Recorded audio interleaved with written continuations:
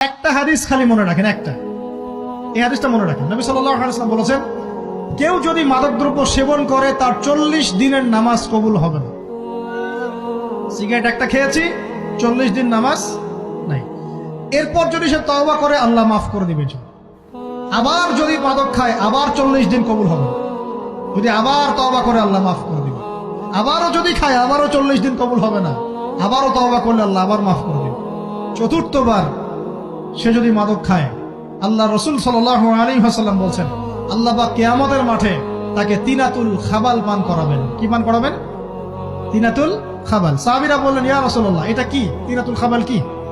নবী সাল্লাল্লাহু আলাইহি ওয়াসাল্লাম বলছেন, এটা হচ্ছে জাহান্নামীদেরকে আযাব দেওয়ার পর তাদের রক্ত মাংসের যে পুঁজ বের হবে, এই যে ড্রিঙ্কস, জাহান্নামের হার্ড ড্রিঙ্কস, এই ড্রিঙ্কস এর নাম হলো তিনাতুল খাবাল।